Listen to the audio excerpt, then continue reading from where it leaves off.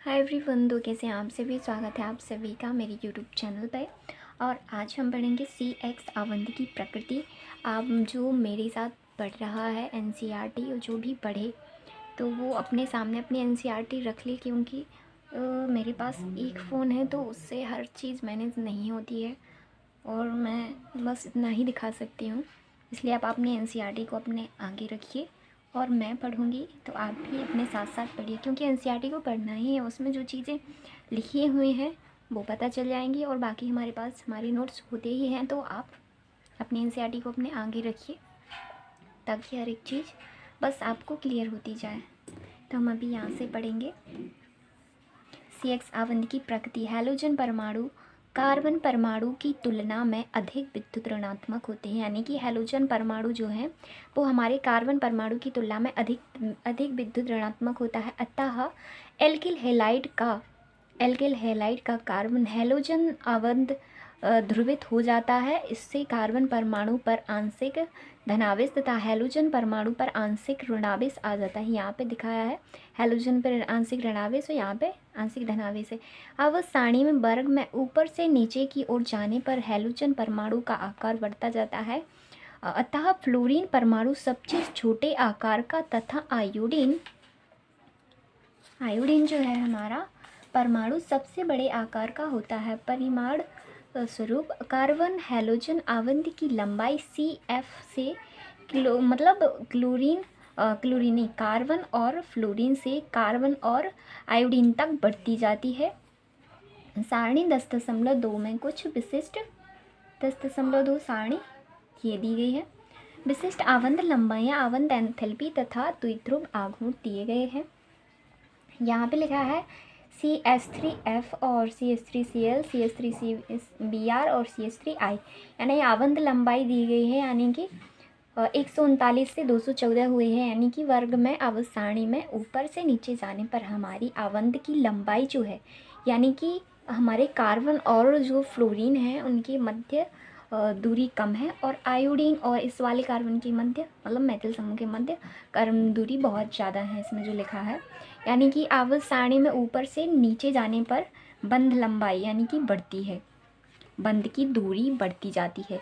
और CX आवंत enthalpy, जो enthalpy का मतलब होता है, यहाँ पे लिखा है किलो जूल मोल यूनिवर्स, यानी कि ये एक तरह की ऊर्जा है, हमारी ऊर्जा ही है।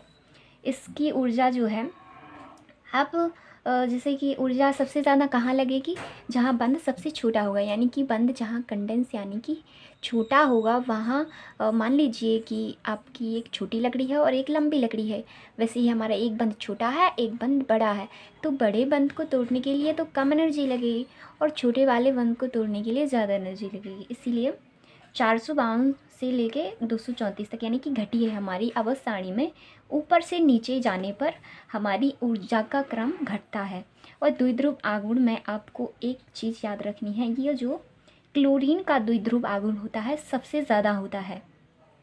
यहाँ पे आप देख सकते हैं 47, 60, 30, 36, यानी कि 60, यानी कि 1.860, यानी कि क्लोरीन का द्विध्रुव आघूर्ण सबसे ज़्यादा होता है। सबसे पहले चीज़ आपको यही याद रखनी है, फिर हमारा फ्लोरीन का होता है और फिर बाकी नॉर्मल है।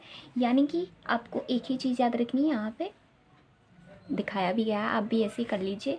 द्विध्रुव आघूर्ण आप नहीं भूलेंगे, क्योंकि इसका मतलब डिवाइड मतलब द्विध्रुव आघूर्ण फ्लोरीन का होना चाहिए था ज़्यादा, लेकिन नहीं होता है। इसमें कुछ अपवाद होते हैं, जो भी होता हो, लेकिन क्लोरीन का मात्र द्विध्रुव आघूर्ण ज़्यादा होता है, इसलिए आप ये अलग से याद रखेंगे। और बाकी नॉर्मली है कि ऊपर से नीचे जाने पर घटता है। एल्कोहलों से जो एल्किल हैलाइडों के विचरण की विधियाँ, यानी कि एल्किल हैलाइड जो हैं एल्कोहलों से कैसे बनेंगे, एल्कोहल से। तो एल्किल हैलाइड एल्कोहल से सर्वोत्तम प्रकार से बनाए जा सकते हैं, जो आसानी से प्राप्त की जा सकती है। सांद्र हैलोजन अम्ल फॉस्फोरस हैलाइड तथा थायोनिल क्लोराइड के साथ अभिक्रिया से एल्कोहल का हाइड्रोक्सिल समूह हैलोजन द्वारा प्रतिस्थापित हो जाता है। इनमें से थायोनिल क्लोराइड को प्राथमिकता दी जाती है, क्योंकि इस अभिक्रिया में एल्किल हैलाइडों के साथ दो गैसें SO2 व HCl बनती हैं। दोनों गैसीय उत्पाद आसानी से निकल सकने वाली गैसें हैं, अतः अभिक्रिया में शुद्ध एल्किल हैलाइड प्राप्त होता है। प्राथमिक एवं द्वितीयक एल्कोहलों की HCl से अभिक्रिया में ZnCl2 उत्प्रेरक की आवश्यकता होती है और तृतीयक एल्कोहलों की अभिक्रिया कमरे के ताप पर केवल सांद्र HCl के साथ हिलाने पर संपन्न हो जाती है। एल्किल ब्रोमाइड के विचलन के लिए इसे HBr 48% के साथ लगातार उबाला जाता है और 95% ऑर्थोफॉस्फोरिक अम्ल में एल्कोहल को सोडियम अथवा पोटेशियम आयोडाइड के साथ गर्म करके Ri की अच्छी लब्धि प्राप्त की जा सकती है।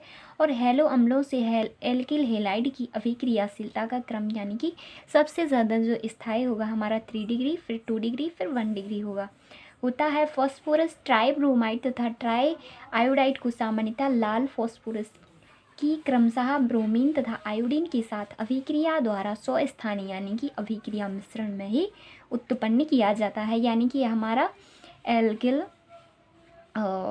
इसको क्या बोलेंगे, ये हमारा एल्किल समूह है यानी कि R मतलब इसमें कार्बन की श्रृंखला जुड़ी होगी और ये हमारा OH समूह यानी कि एल्कोहल है और ये एल्कोहल ही सबके साथ है। इनके साथ HCl NaBr और PX3 FeCl5 और रेड फॉस्फोरस X2 का मतलब आपको यहाँ पे ब्रोमीन और आयोडीन लेना है और SOCl2 का मतलब जो होता है हमारी एक डार्जन अभिक्रिया होती है, उसमें भी हम इसे पढ़ते हैं। लेकिन यहाँ पे एल्कोहलों से ये हमारी सारी अभिक्रियाएँ दी गई हैं कि OH यहाँ पे इसकी एक ही ट्रिक है कि यहाँ का OH ये जो लाल लाल लिखा है OH लाल पेन से यहाँ का OH हटाओ और यहाँ के जो हैलोजन जुड़े हुए हैं इनके हैलोजन को इनके साथ जोड़ते जाओ तो RCl मिलेगा, इसके साथ RBr मिलेगा और इसके साथ 3RX यानी कि 3X है ना हमारा 3 हैलोजन यानी कि 3 हैलोजन के साथ हमारा 3 एल्किल हैलाइड बनेगा।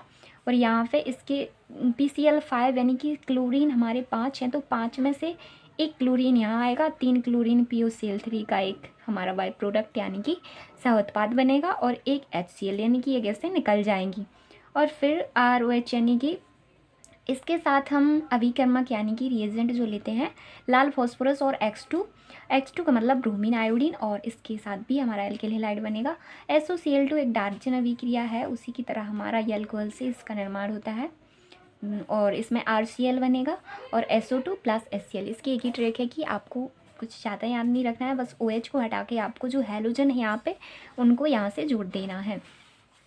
और यहाँ पे लिखा है कि एल्किल क्लोराइड का विचलन एल्कोहलों में शुष्क हाइड्रोजन क्लोराइड गैसों को प्रभावित करके अथवा सांद्र जलीय हैलोजन अम्लों के साथ एल्कोहल के मिश्रण को गर्म करके किया जा सकता है। एरिल हैलाइड के विचलन के लिए उपरोक्त विधियां उपयुक्त नहीं है क्योंकि फिनॉल में कार्बन ऑक्सीजन आवंत में आंशिक द्विबंध के गुण होने के कारण ये फिनॉल जो है यहाँ पे लिखा है फिनॉल, आपको यहाँ पे अंडरलाइन करना है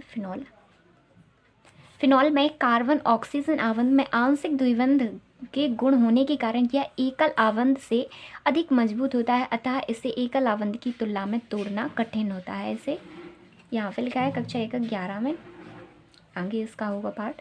फिर यहाँ से पढ़ेंगे हम हाइड्रोकार्बनों से, अभी तक के लिए हम यहीं पढ़ेंगे। आपको बस यहाँ ये वाला पार्ट याद करना है और इनकी ये जो लिखी हैं 1 2 3 4 5 6 ये अलग अलग अभिक्रियाएँ हैं, ये मोस्ट है। और ये इसमें मैंने थोड़ी सी छोटी सी अपनी ट्रिक बताई है, वो आप यूज कर सकते हैं। यहाँ से हम हाइड्रोकार्बन से अलग से पढ़ेंगे अगले पार्ट में। सो अभी के लिए यहीं तक। सो आज के लिए थैंक यू।